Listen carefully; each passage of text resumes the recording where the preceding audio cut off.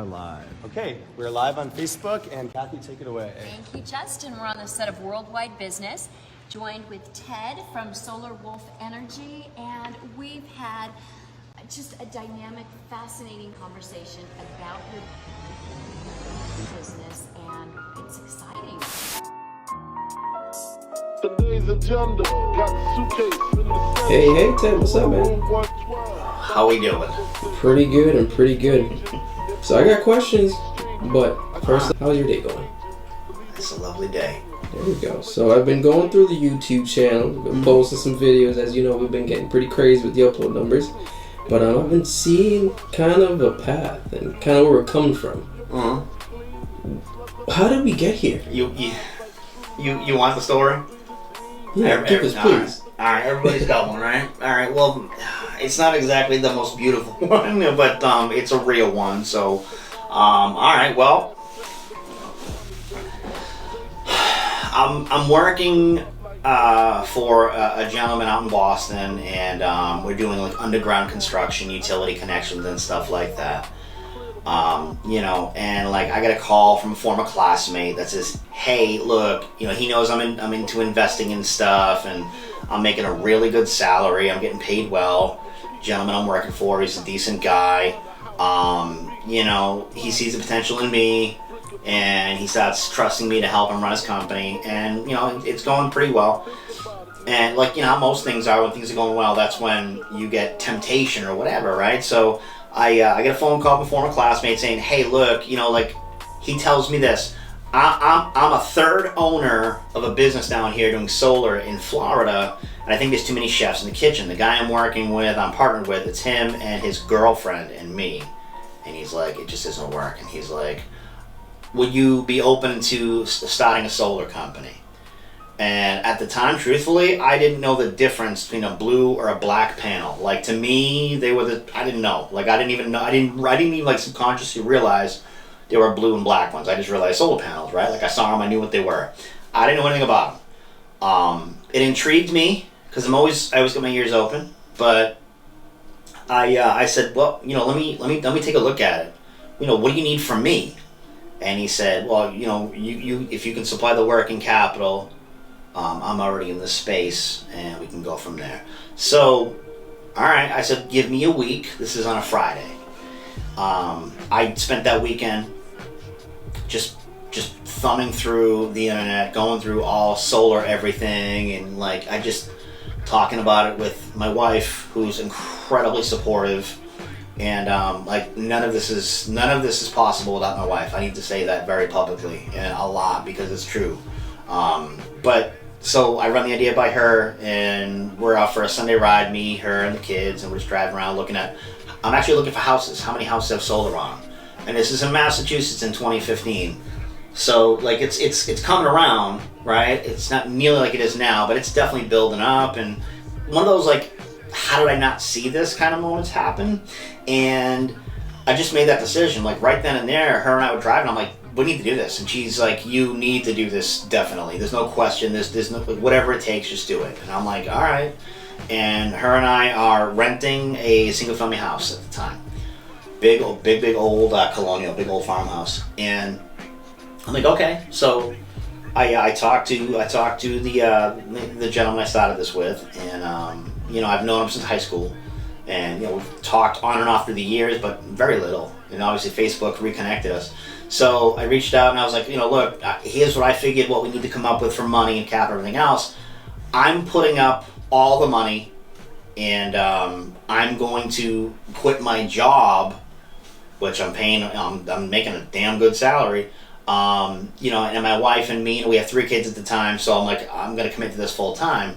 So I need majority ownership. And he didn't even bother to negotiate. He just said, okay. And from there, we opened up the business, and we started in Florida.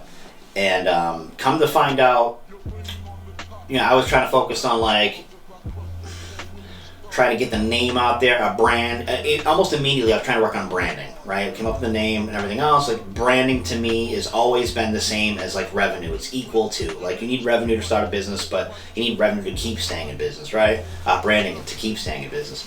And I just realized to just keep focusing on the brand, and this is where I made a huge entrepreneurial mistake. Everybody's gonna make one. Is I didn't research my now partner good enough. Had I done that, I would have seen that he would have been arrested a couple times for some illegal shit for as a contractor and whatnot. Like, it's just, I wish I had done that. Actually, we were looking to hire salespeople after we had gotten up and going a little bit here.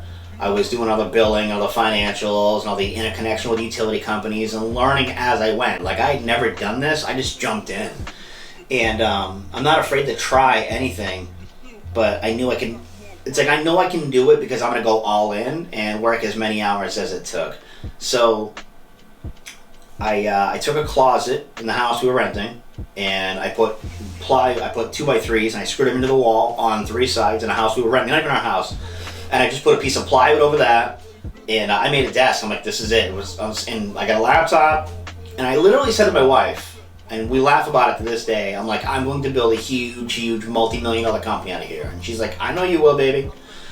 And then we got to work. And then from that house, I knew it was going to require some more capital. I knew we were going to have to, put in some work. So her and I bought a house for $25,000 in Massachusetts, and it was just a shithole inside and out.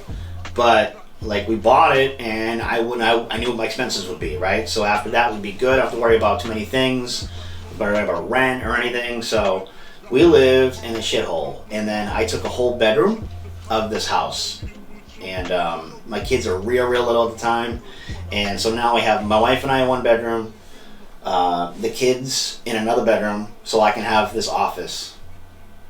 And she supported me.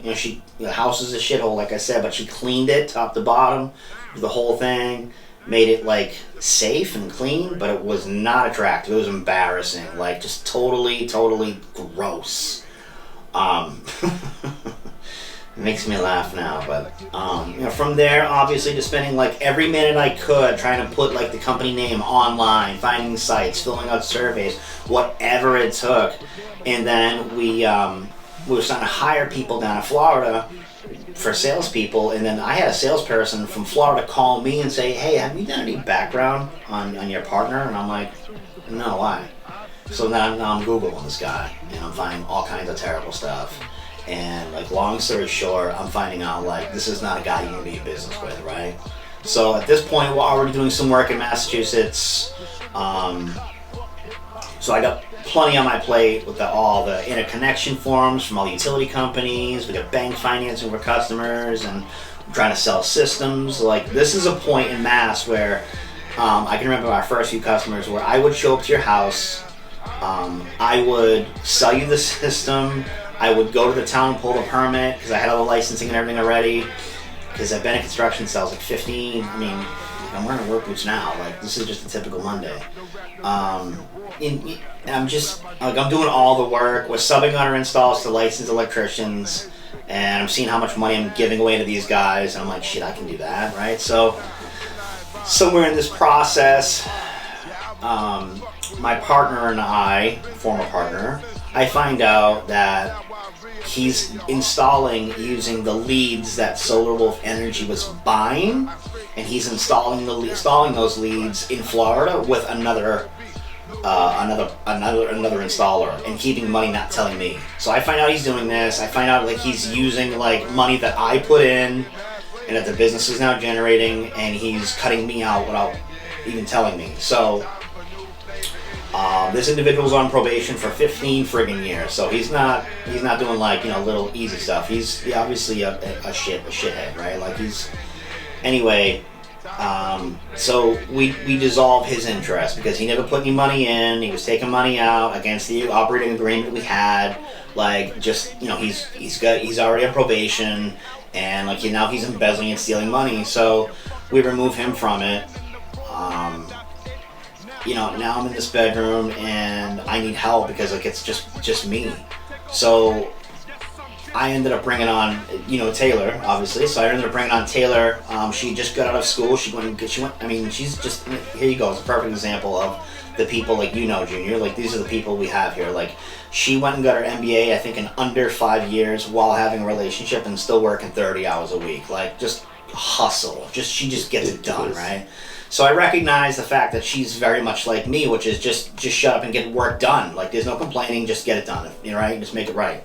So from there, her and I just went to work, and then as we started to build our customers and get more installs done, everything I had personally, like financially, I put everything into this business. Everything the company made, we put back into it. Taylor, I think, went 9 weeks without a pay when she first started. I wasn't drawing a pay. This is just hell. I mean, my wife and I are literally eating peanut butter for months. Just peanut butter sandwiches. We don't have cable. We're watching. I think I had 3 DVDs. We watched those damn 3 DVDs. I don't know how many times. I mean, it's just the kids are asleep, and the few times that I could spend the time with her, that's what we would do. Like, that was it. We talk about our day, what's going on, and like just do that. So we're in the bedroom of this house that we just bought for for 25 grand, and I get, this is just after my former partner and I split, and I get a phone call from a headhunter. Now, I'll say this, my resume, thankfully, is before Solar Wolf is really in depth. I've been fortunate enough to work for some pretty amazing people, pretty great companies. I've had a lot of great opportunities. I've done some pretty great stuff, building some pretty big civil, commercial, and residential projects. So we're fully up and running now. Taylor's on board, and I get a phone call from a headhunter offering me a 2-year contract, $4,000 a week, guaranteed, a brand new truck of my choosing, for a very wealthy individual. He hired a headhunter to hire somebody to oversee the construction. I guess he bought the roof rights, or the air rights, or the rooftop of a almost like a skyscraper in Boston, and he wanted to build a glass and steel penthouse on top of this building, and he needed somebody to oversee that construction. So I got that offer of minimum 2-year guarantee contract, $4,000 a week, with a truck of my choosing, and health insurance paid. Now, my wife and I literally putting we're burning the candle at both ends. I'm putting every dollar I have into Solar Wolf Energy. I have 3 kids at home I can hear downstairs. It's like they have a bottomless pit is constantly eating, right? And I'm blown away by the offer. I'll be honest. I was thinking about taking it, and my wife, I had like a little love seat up in my office, and my wife would come up and spend an hour or two, every other night or whatever. Once she put the kids to bed, she would spend on the couch with me. She'd sit there on the couch, and I put a little TV in there so she could watch TV while I was working.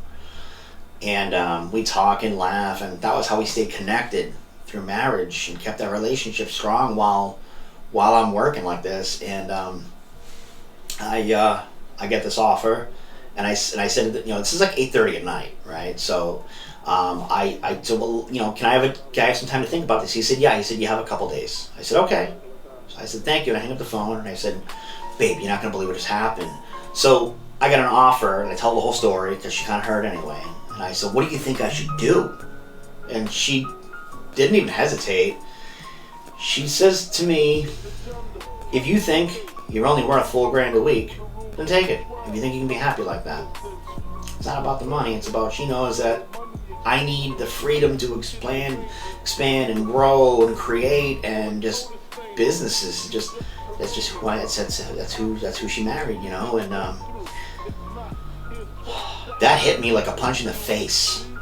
I couldn't believe, I was like, what? Like, she didn't want the stability of the weekly check, and nope, that was her answer. And she was firm. It wasn't she second to guess herself after she said it. That was just her answer. And I was like, holy shit, my wife believes in me more than I do. So I called him the next day, and I said, thank you. It's a great offer. I can't believe I'm saying this, but I'm going to turn it down. He couldn't believe it, because I was the first person he called. And he said, I thank you for the prompt response. And a couple days go by, and I realize I now have to commit, because now I can see how much she believes in me. And so we have a discussion, and I realize at this point I'm working like 16, 17, 18 hours. 19 hours, couple days, and I realized it's still not enough. Like, what do I do? Like, I don't have any more money, and I don't have any connections at all. So I said to my wife, I turned the TV off, and I said, I need to talk to you. And I said, look, I know what I have to do to get us where we both know we're going to end up. And I might have a heart attack because I'm literally not going to sleep anymore until everything I've written down for that day or for the week, whatever, is done. That's when I'll sleep. This is the truth. I said, are you prepared? No, we went and got life insurance. I said, are you prepared for losing me for this? As you can imagine, we're both crying as having this discussion. And she's like, I'm never gonna be prepared to lose you, Ted. I love you, but I know you're gonna do it anyway. I know that's who you are. I know who I'm with. So if that's what you gotta do, then do it. And I said, okay. And that's where the willing to die for this shit came from, because I knew I made the decision, and she signed on that I would prepare to pay the ultimate price to reach my goal and give our kids the life and everything else, and everything comes along with it. And that was it. We made the decision.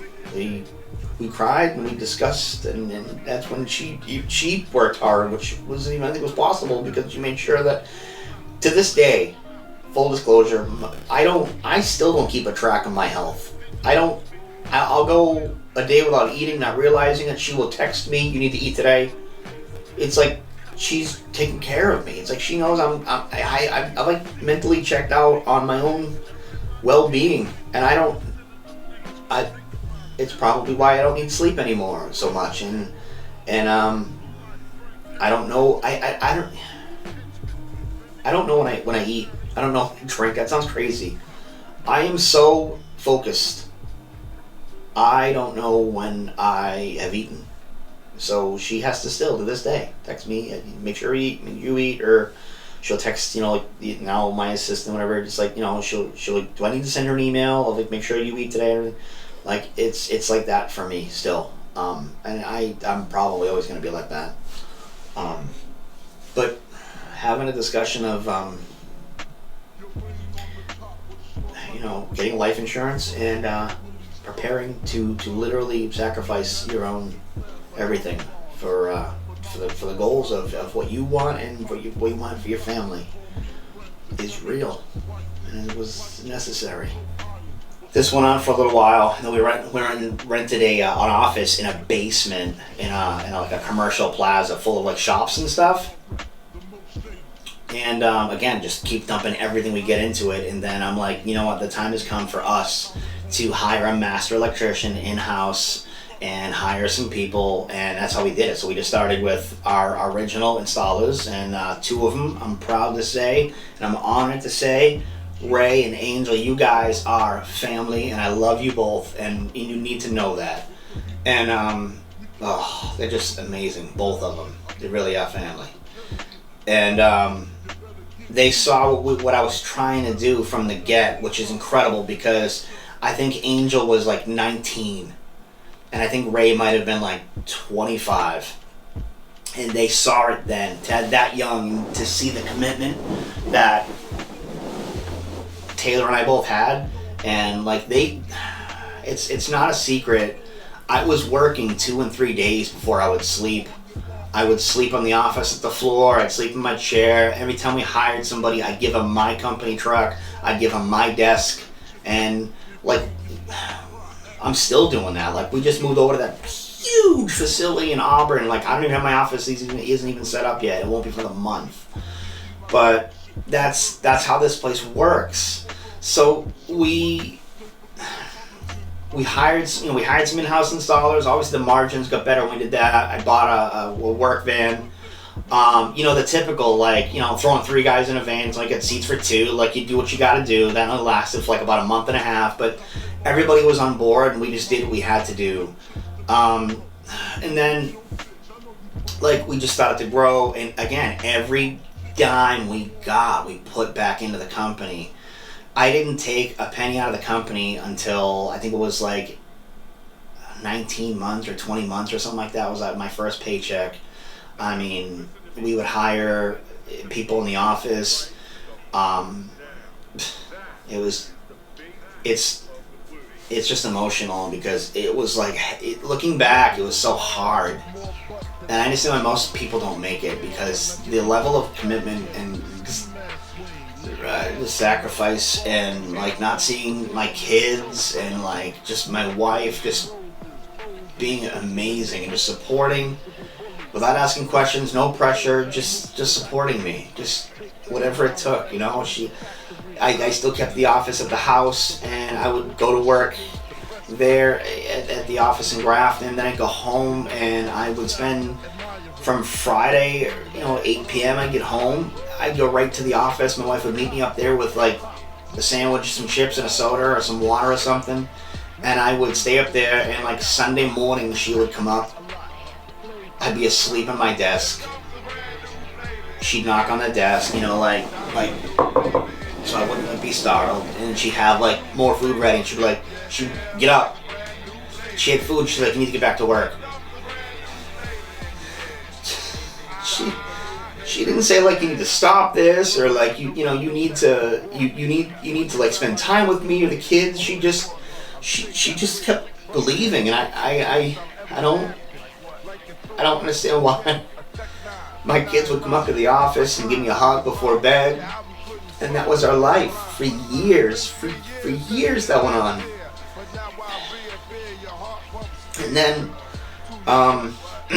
And then we rented the place in Millbury right on 146, which is on a highway, and that's when I made the decision that from now on, every building that Solar Wolf would be in, it would be our building, it would be a freestanding building on a highway. And then obviously with the high traffic, like it helped, right? So people seeing it. I kept like just putting everything I could on Facebook, memes. I'd make memes. I would make like posts, just funny posts. I started doing YouTube videos like 15 or 16. Those videos are from me. If you look at the first ones, those are me from a closet. Like, that's the closet we started this in. You can tell it's like a tiny little room. Like, that's the closet we started Solar Wolf Energy out of. Putting everything back in. Driving shit boxes. My wife drove a shit box. So did I. Everybody at the company had something better than me. Yeah, that's how it is. And as we started to do better, then I went out and like I couldn't afford to compete with like Solar City and all them guys. So I knew if I did like a different type of marketing, I can get attention. And I bought an H2 Hummer, and I put the company logo on the side of it, because the irony is it's like it's like a green energy company right on the side of like this gas guzzling friggin' big old thing. And I knew it would piss off a lot of people, and it worked, and it pissed off so many people. We lost jobs because of it, but we got a lot of jobs of it too, because people were starting to notice that company with, the Hummer, like, there it is. I couldn't compete on an ad spend campaign or any of that. So I just did different types of marketing that I could afford to do, that I thought would work, and they did. Like, it's not luck, it's just trying a lot of things. Like, we failed way more than we succeeded. We failed all the way up until where we are now. This is like, we're still failing constantly, and like we just had so many setbacks and just so many things thrown in our face. And I remember, like, when you start to build a big business, like, you get sued. That's just part of it. That's why companies like Apple and whatever, they get sued like thousands of times a year. So I remember, like, the first time we had our first lawsuit, I didn't even understand what was going on. I couldn't eat. I lost like 12 pounds in a couple days. Like, it was just pulling my hair out. I'm throwing up from stress and crying, having crying fits. I'm like trying not to let my wife see how bad things are, and like that's just you want to talk about what it takes to be the guy who signs the front of the check or the gal who signs the front of the check. You will lose a lot of who you are along the way if you want to build something successful. You can have a small company and never really have the problems, but if you want to do something big, there is a price, and the price is a piece of who you are, your sanity, a lot of your happiness, time, the most important thing of all of your money. You will be broke. Everybody thinks when you start a business that you're like instantly fucking rich, and nothing could be more from the truth. You are broke, you are starving, you are anxious, you are depressed, you can't sleep. It's why, like, even right now, I still only get 3 hours of sleep. I'm either crazy excited or, like, you know, overly concerned. So the move to Millbury 146 worked. You know, we started getting our name out there. That's when we started to be able to afford to hire better people, and just different types of people dedicated to certain areas in the company. And we started to, like, you know, do some charity things and give solar installs away to people, like, you know, Purple Heart veterans or whatnot. Because I'm just a huge believer in, like, the law of attraction and, like, that whole good karma thing. And all the while, like, I'm trying to help as many people as I can.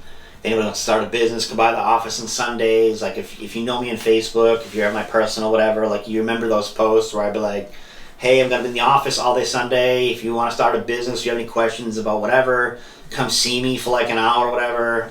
The only thing I ever asked anybody in payment was, like, bring me a Pepsi or something, you know? Bring me some food. And then we were growing, and then we started to diversify, not just sell solar, but install it for others as well. And then, you know, we moved into the Douglas facility, which was, you know, for us, it was ridiculous. It was just so huge. We couldn't fill any of it, but I knew we would grow into it because I'll always be willing to bet on me, no matter what, because I'll do whatever. It doesn't matter. It doesn't matter. I have this thing hanging in the office, and it says I'm willing to die for this shit, and it's 100% true because I don't want to do anything else. To live my life in another way is worse than not being here. That sounds, I think, selfish and terrible, but it's true. I don't want to do anything else. And you know, when we first moved in, it looked like every divorced guy ever. Like, he gets an apartment, it has, like, just a bed, right? Like, there's no furniture, there's so much room. That was literally our offices. Like, we had nothing in our offices. The building was mostly empty, but I knew we needed the warehouse space, and I knew where we were going. All the while, I always believed in everybody that was here, why they were here, and I believed in me, and I knew I had my wife in my corner. To catch me when I broke, and I would break. I would break often, and she would always be there. And this obviously flourished, and then you know, we were in Douglas for, I think, about 17 months, and then I'm at the red light one day in the building, you know, trying to take a left in a Home Depot, which is a huge plaza with Home Depot and BJ's, and I'm looking at the light at the building we're in now, and it's this beautiful, big former furniture store, very high-end furniture store, owned by some amazing people, and it had been empty for like about a year and a half. And I've always driven by that building and thought, what a beautiful building that is. And it's a shame that it's empty, and it's just, you know, the grass is overgrown, it's just decrepit, and it could be so much better. And like, you want to talk about, like, things that are made to happen for a reason.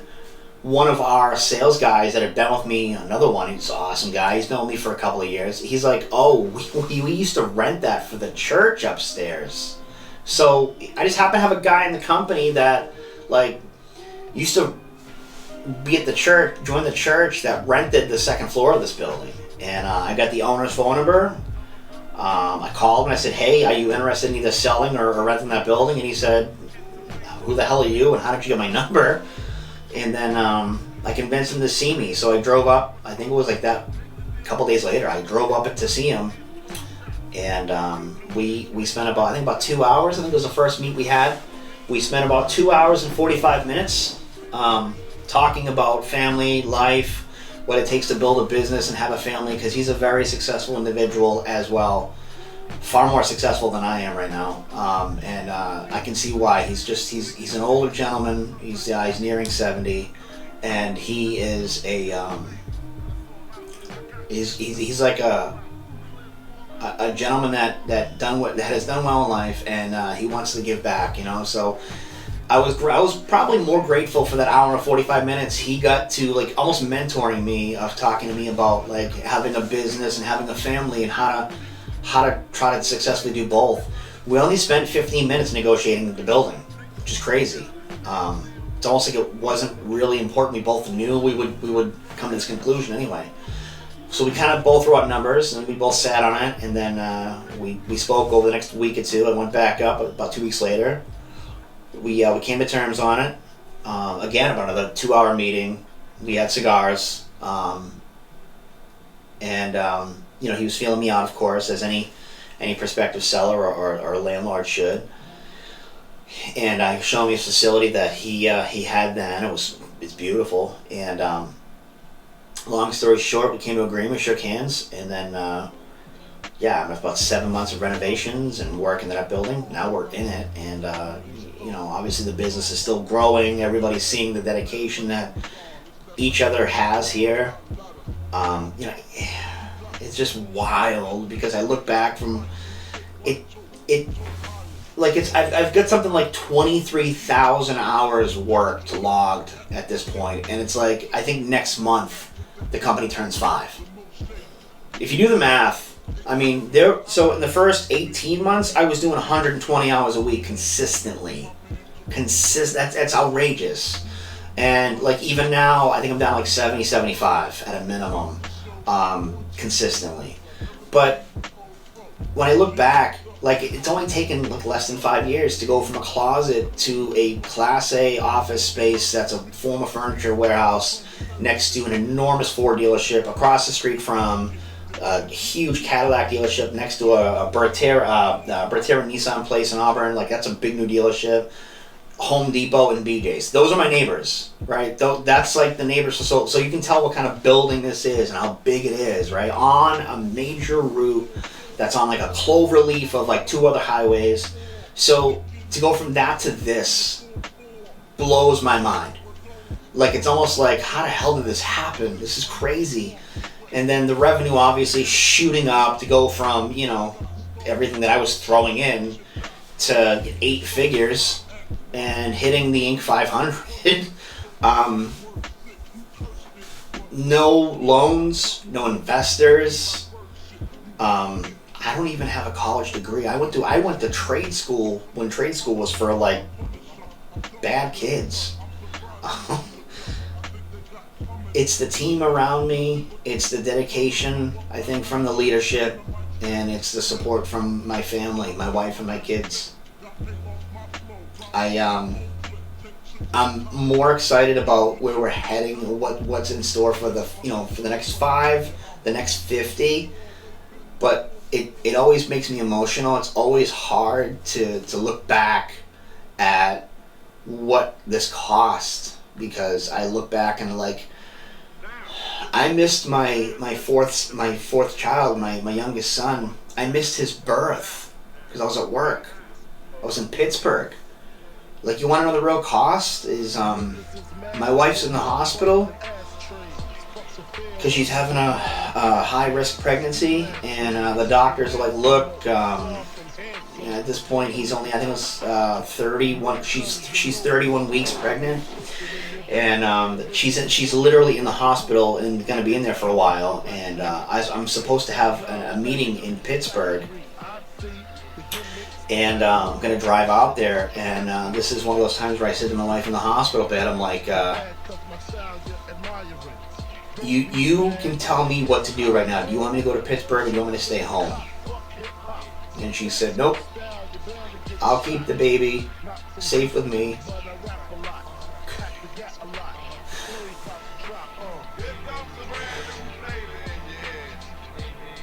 Go to work and support us. So I do. I drive out to Pittsburgh, and I get it. It's like a 8-9 hour drive, and I get settled in, and I get up at 3:30, 4 o'clock in the morning anyway. So I get a phone call like 4:45 in the morning. It's her, and she said, "You need to get home right now. I'm having a baby today." And I said, "Okay."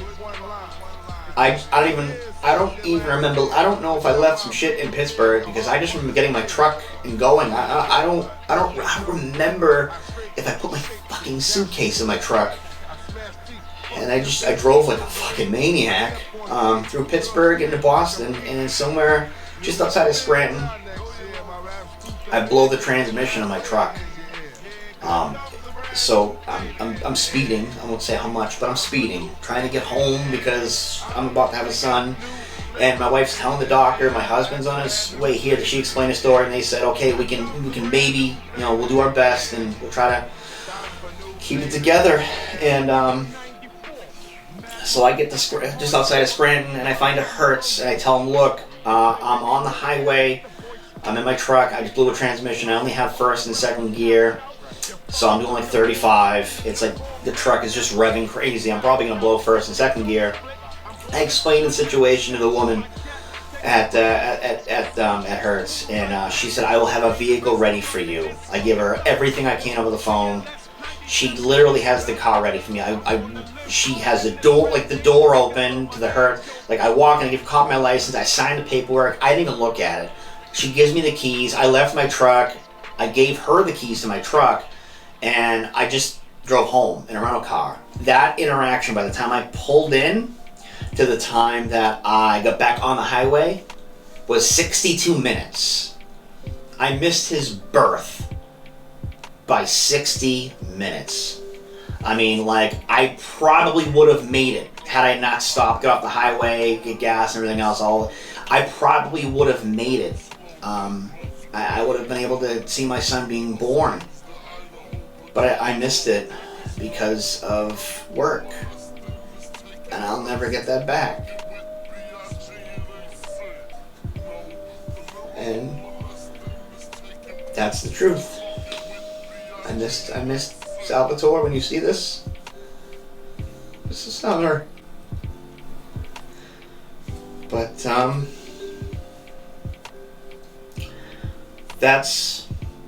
that's what it takes. If you want to build a business that is big and you want to be successful, there is a sacrifice for it.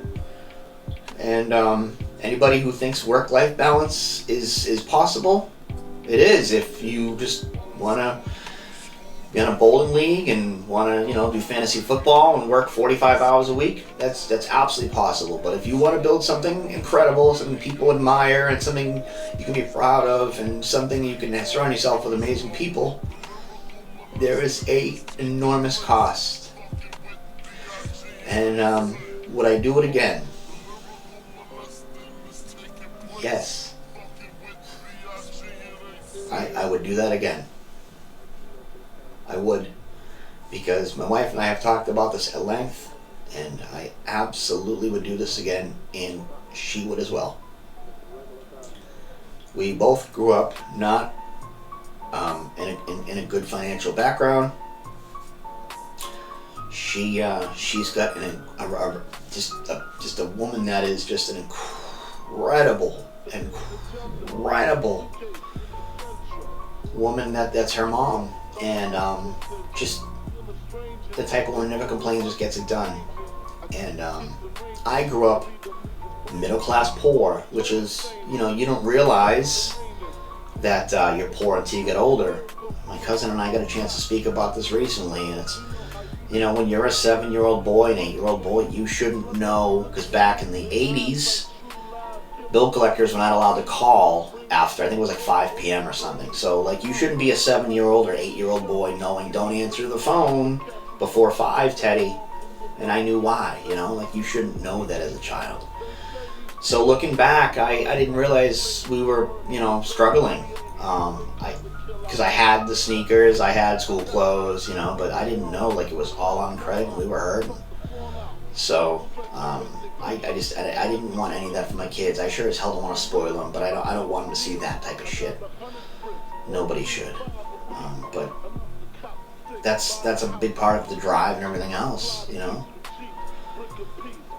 So, wrap it all up. If you want to build something that people admire and think is amazing, and you want to be on TV and be interviewed and all this other stuff, what are you willing to pay for that? What would you sacrifice, and what would you pay to accomplish your goals? Because you have everything it takes to do that within whoever you are, but it will take absolutely everything you have to do that. That's a fact. You will lose your sanity, you will become depressed. It's hell. It's absolutely just hell for a long time.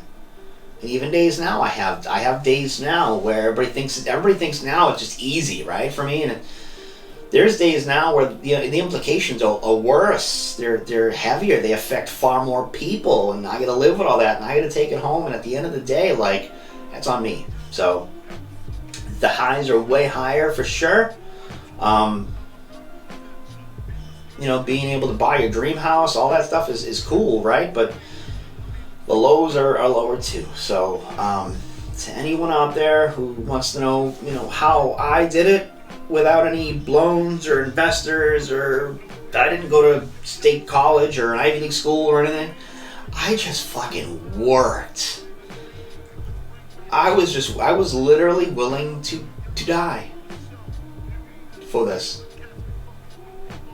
And well, luckily I didn't. So, but that spirit of commitment, that's still who I am. That's who I am. So, that's the first time I've ever really get into some detail with anybody. But if you want to know what it took to build an Inc. 500 in an industry that is probably the fastest growing in North America, with the competition is ridiculous in energy. That's it. So yeah, just a couple things and a whole lot of luck, and you can be an overnight success too. So yeah, that's it. So anybody watching, you want to build a company like that? Watch this several times and watch the pain, and write down a list of all the things that you want out of life, and then also write down a list of all the things that you're willing to pay to get it, because you will pay. You may not actually get the success, but you will pay. So think about it. Are you willing to pay for all that to not get it? Because you may. So that's that. That's how I did it. So I hope I helped somebody, and I hope you get the gravity of what this is like. And if you're a competitor of mine, just know that I'm gonna outwork you. I don't need sleep. I have better support than you. I may not have more money than you, but I have everything else you don't. So thanks for watching. That's my story.